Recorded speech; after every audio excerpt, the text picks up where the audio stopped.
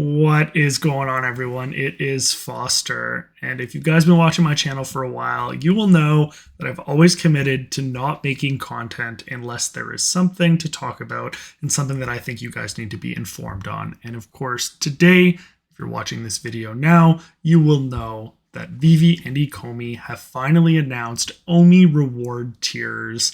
And for the first time since I've started making content on my YouTube channel, we finally have some utility for the OMI token. In today's video, I'm going to be going over how to bridge your tokens from layer 1 on exchanges over to layer 2 onto the VeVe web app. I'll walk you through all the steps. I've already done it myself. It can seem daunting, but it really is quick and painless once you know how to do it. So stick with me to the end of this video and I will show you guys how to get your OMI onto the web app.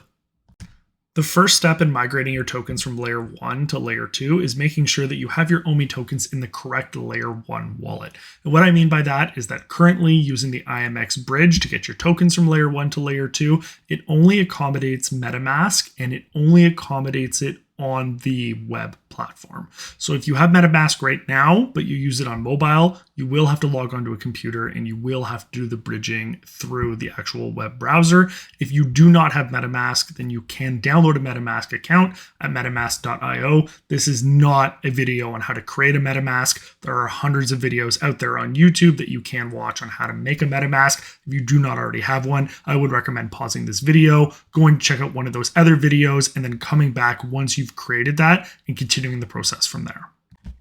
Adding OMI to Metamask is a very simple process. If you have your OMI on an exchange or whether you have it on a cold storage wallet, it is just an ERC20 standard transaction when you are looking to send tokens from one wallet to another. Some things to keep in mind when you're making these transfers is double check the address that you are sending the tokens to. I like to look at the last 4 digits as well as the first 3 digits. If all of those lines up, chances are you're sending it to the right location. And of course, always send test transactions when you are doing this. It may cost you more money in gas fees, but it will prevent you a lot of headaches when losing big amounts of money by doing things once. Some things to keep in mind when you're completing this process: the OMI token may not auto-populate in your MetaMask after sending your tokens to the address. You do need to enter in the OMI token contract address directly into MetaMask in some cases in order to have it populate. You can just go into custom token and enter in the contract address. You can see here I'm on CoinGecko under the Ecomi token. You can go over to where it says contract and just click on click to copy, or even just add it to MetaMask directly if you already have it integrated into your browser. And you can make sure that you're actually populating the right token, and you will see that once you send your tokens to that address, that they will actually show up and populate for you. And some other things to keep in mind are that you will need both your OMI tokens and Ethereum tokens inside your MetaMask wallet when you are looking to make the bridge from layer 1 to layer 2. The reason that you require both tokens is that you also need to use Ethereum, which is the token that supports the blockchain that the OMI token is underpinned by, in order to pay what are called gas fees. They are not too high. I believe when I made my transaction earlier today, both transactions cost me a total of approximately $6. But at the end of the day, you will need both tokens in order to do this successfully at this time. Now that we have both our OMI tokens and Ethereum tokens on our MetaMask, we are at the IMX login page where we are going to connect our MetaMask wallet that has both tokens in it. And that will be the one that we eventually bridge our tokens from layer 1 to layer 2 on, and then send our tokens to the VeVe web wallet. Once you are on the IMX bridge site, the first action that you're going to take is to connect your wallet. Once you click that button, you will be hit with several prompts that we will go through one at a time, explaining each of them and what to do when you are on them. The first one will say unlock immutable X, and it will confirm that you are connecting and signing in and setting up your wallet. You can hit the blue connect button, which will then give you another prompt which asks you to connect with MetaMask. Now, you need to be mindful that you may have several wallets here in place that you need to keep track of. Make sure that you are selecting the right wallet. In this case, you can see that I've gone ahead and labeled my wallet, so I'm making sure I'm using the right account, and I will go ahead and click next in order to connect it. The next screen will reconfirm that you are connecting your correct wallet to the address, which you can also confirm based on the digits at the front and back it provides, at which point you can go ahead and click connect again. This will then prompt you with a signature request. Things to keep in mind when you are completing signature requests on any crypto wallet is look at the permissions that it is requesting and be mindful of the source and site that you are using.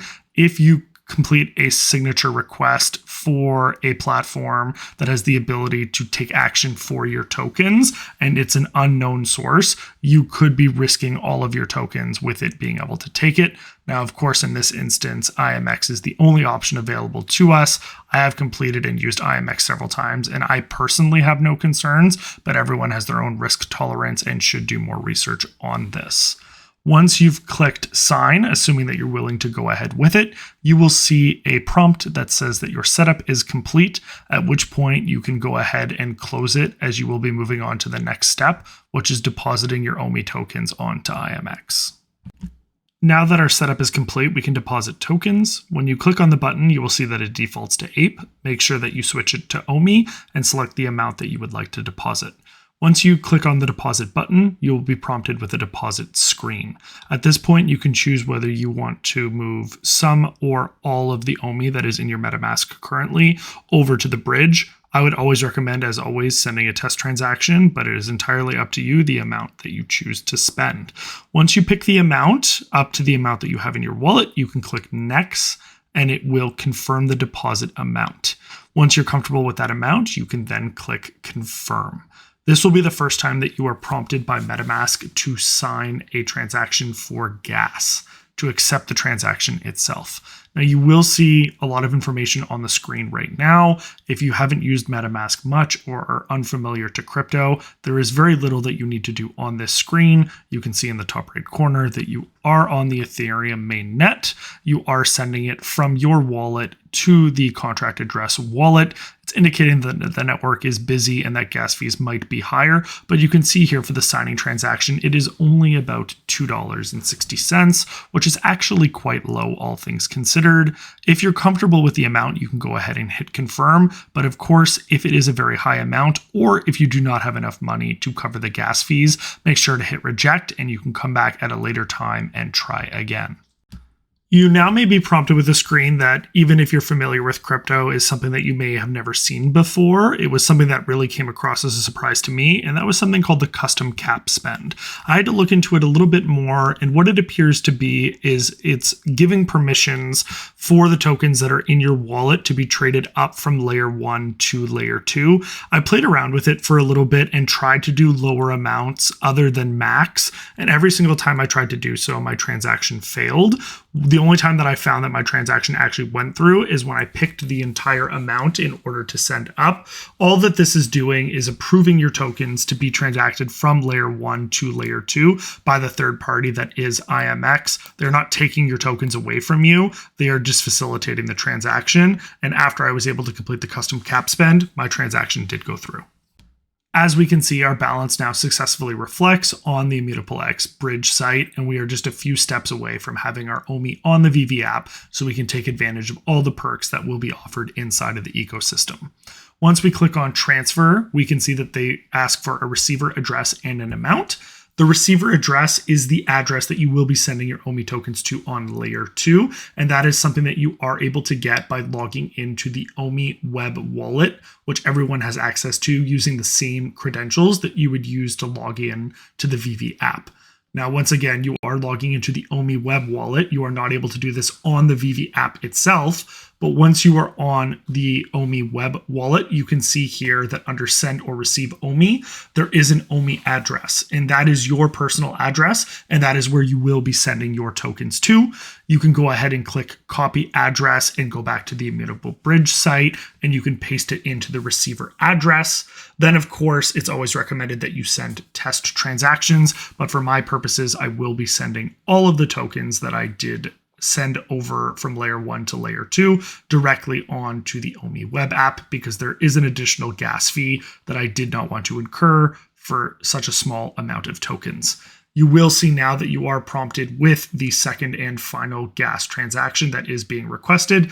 is slightly bigger than the first transaction that you did make. The first transaction was you signing a transaction on the blockchain, which is smaller than actually sending tokens itself, which is why the price is generally higher. But of course, gas fees do fluctuate. So do be mindful that if you do take a while to complete this process, it is possible that gas will have fluctuated in one direction or the other. If you're comfortable with the amount that you see on the screen and you do have enough Ethereum in your wallet to pay the gas fees, you can click confirm, at which point the IMX bridge will indicate that the deposit is on its way. And assuming that you give it some time and that you've done everything successfully, you will eventually be given a prompt that says success and that your deposit has been successful. If you guys made it this far in the video, let me know how you ended up doing with the bridging of your tokens down in the comments section down below. I always like to hear about people that did things successfully, but also let me know if you guys ran into any issues. If you guys have any questions, I'll definitely be checking out the comments and trying to help out as many people as I can. Now guys, assuming that you have your tokens over on layer 2, you obviously have them over there because you're excited about the utility that's coming for the token. I will be making separate content on this, but I would be remiss not to mention the fact that it's really exciting to see that we're finally starting to see some OMI utility rolling into the platform, that VeVe and Ecomi appear to be working harmoniously and really focusing on giving the token utility and really wanting to reward collectors by connecting them on the VeVe and OMI side. It's really exciting, and I know that the process is a pain, and Ecomi acknowledges that it's a pain as well. They've indicated here in response to VeVe Viral, when asked whether or not we'll eventually be able to buy layer 2 OMI directly on the web app, that Ecomi is working on it. And I think that is going to make such a big difference for everyone here. If you guys are watching the video, you know how much of a pain it was to actually do this. Well, it was necessarily not that difficult. It definitely does take up quite a bit of time, and it is inconvenient to have to go out and buy Ethereum if you don't already own Ethereum, pay several gas fees and transactions in order to get through the entire process when you could one-click buy OMI on the web app eventually. So I am going to be very much looking forward to that integration and seeing if and when that comes and all the positive catalysts that it does bring with all the OMI utility that will be coming. If you guys read the article, you'll know that there's a lot of exciting things coming for collectors and a lot of integrations for the OMI token. You will have a ton of benefits being a OMI holder as well as a VeVe collector from the seams of it, and I'm very excited to be max completing the amount that I will have on the OMI app and with VeVe as well. So I'm very excited to see how it all plays out. Thank you guys for all the support as always. I hope this video was helpful. If it was and you're not subscribed already, please make sure you do so down below. Give the video a like and make sure you share it around so that everyone in the community is doing this safe and sound. Make sure you're always using the official resources from Ecomi. Be careful, imposters and people are out there and they will be looking to get you, especially with all the hype and excitement that we do have going on right now. Look out for one another, protect one another, love one another, and until the next one, peace.